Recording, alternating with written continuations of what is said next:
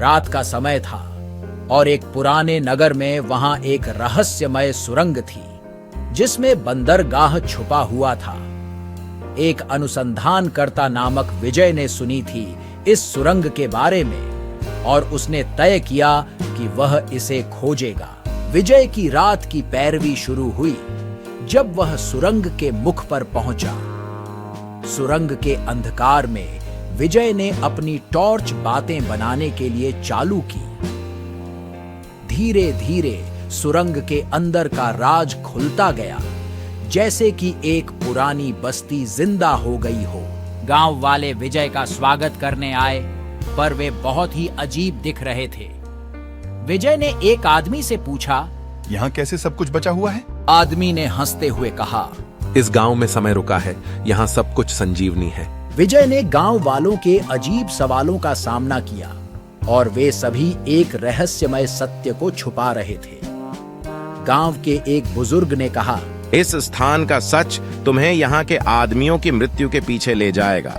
विजय ने सुरंग में गहरे जाने का निर्णय लिया और वहां पहुंचते ही उसे एक अद्भुत दुनिया का सामना हुआ। एक अजीब चिराग उसे मार्ग दिखा रहा था और वह विजय को एक विशेष स्थान पर ले गया।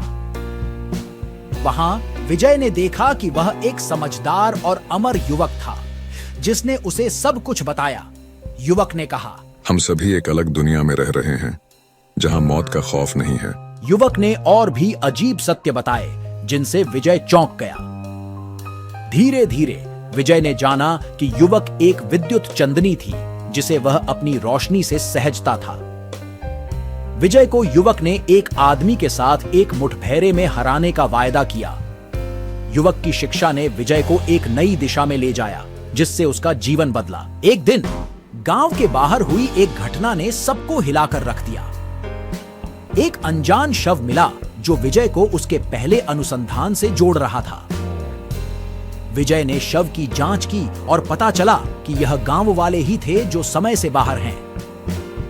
विजय ने युवक से मदद मांगी। उसने उसे एक अनुसंधान में शामिल होने की सुझाव दी।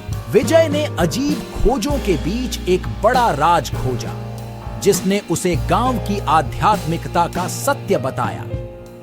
गांव वालों ने विजय को कहा कि वे अमर हैं और सदैव जीवित रहेंगे।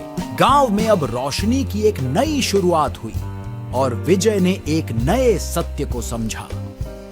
गांव वालों ने उससे कहा, तुमने जो सत्य जाना है वह सिर्फ हमारी दुनिया का ही नहीं बल्कि सब दुनिया का है। युवक ने बताया कि गांव में रहने वाले लोग सबसे पहले एक अद्वितीय दीपक के पास जाते हैं जो उन्हें अमृता देता है।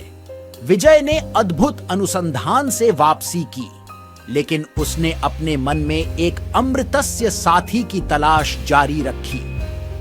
गांव वालों ने उसे एक अमृत से भरी फियों का पौध दिया जिससे उसने वापस अपनी दुनिया की ओर कदम बढ़ाया।